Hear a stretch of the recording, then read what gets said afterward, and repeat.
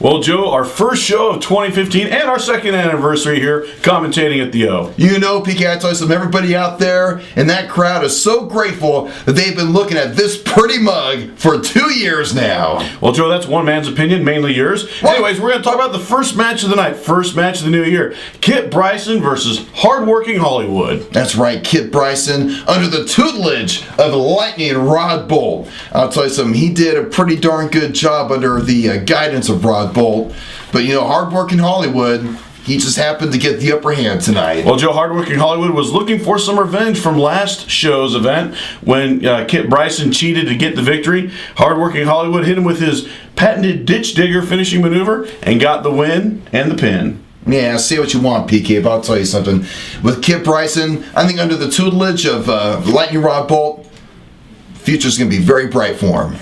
Well, Joe, then we had a Soul Survivor qualifier match between Alex Diamond Decker and Adrian Phillips, the most improved wrestler of 2014. Yeah, PK, do you have to always say that? Do you have to rub that in my face every time? Let me tell you something. We all know who the most improved wrestler was in 2014. I'm not going to even bother going there. But you know what? Adrian Phillips. Yeah, okay, we got it, PK, all right? And we got it. And we got it. Now, let me tell you something.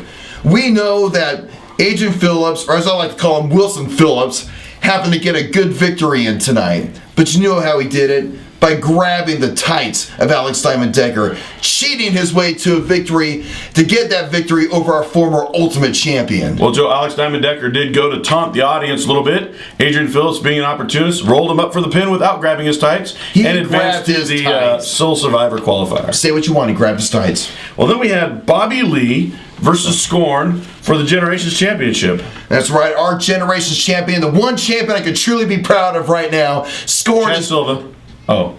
PK, will you stop putting words in my mouth? Go ahead, Joe. Goodness gracious, you give me an ulcer. Heartburn. Yeah, whatever. Love. All right, so Scorn, one of the greatest champion, well, the greatest champion I think we have going right now. A great Generations champion, and he managed to give Bobby Lee a pretty darn good match. Well, Joe, based on your accolades, I'm sure we'll be able to see a smile under Scorn's mask when he watches this recap. Of course. But the bottom line is, unfortunately, the match did not end how either one of them would like it, because Jimmy Lee, who's cousin to Bobby Lee, came out with Cody Fairview and began to attack him. And then Ken O'Sullivan ran in, and of course, you know, to help defend him. Jimmy Lee and Cody Fairview run out of the ring, and then Bobby Lee says, look, I'm going to be back in 2 weeks with some good old boys, whatever that means. Well, hopefully it's not the Dukes of Hazzard. Knowing him, of course, looking at him, he probably thinks the Dukes of Hazzard are big city folk. But I'll tell you something right now, I'm looking forward to seeing who these good old boys are.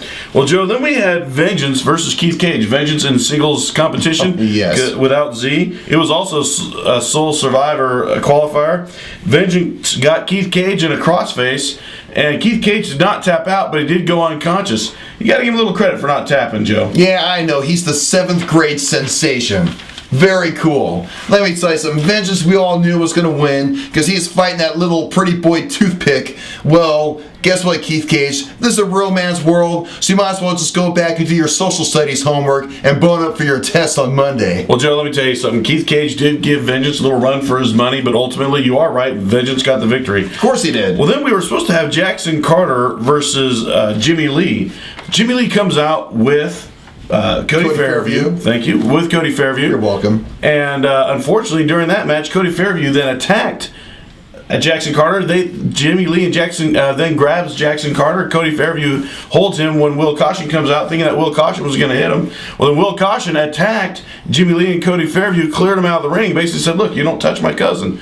So then acting commissioner, I guess you could say Gentry, said, hey, you know what, we're going to go ahead and make this a tag match. White Trash versus Jackson Carter and Will Caution. And man, what a match that was. And the way it ended was awesome. Jackson Carter gave Jimmy Lee a super kick, and at the same time, Will Caution hit him with a clothesline, and they pinned him 1, 2, 3, getting the victory. I gotta say a couple of things. You know that Jackson Carter was totally impressed with how improved Will Caution was since the last time he teamed up with him. And the last time when he stabbed him in the back, you're right. Now remember, they're cousins. That's not trying to put some drama in between them, okay, PK? Now, here's the thing that I wonder about, is when it comes down to Soul Survivor, will blood still be thicker than water? That's right, because both of these guys, because it was a tag match, both of them qualified for the sole survivor match. That's right. Well, then we had a guest that we haven't seen wrestle here before, Murder One versus Zach Daniels. And Murder One came out and he said, look, I've known Zach Daniels for years. I've seen Murder One here before. Well, anyways. Not in a match, though. Well, let's get busy. Come on, earn your money. So anyway, Murder One says, look, I know who Zach Daniels really is. And him being a good guy, that's not really him, and I'll prove it here tonight. And man, they wrestled, and Murder One got a little dirty. And I'll tell you something, he won. Zach Daniels won when Murder One hit him with a low blow. But ultimately, Zach Daniels did not compromise his principles, and he wrestled a straight match. Yeah, that's great. You know what? I know that he stuck to his morals and all that great stuff, and he's the Dudley Do-Right suddenly of the OSWA. Well, let me tell you something.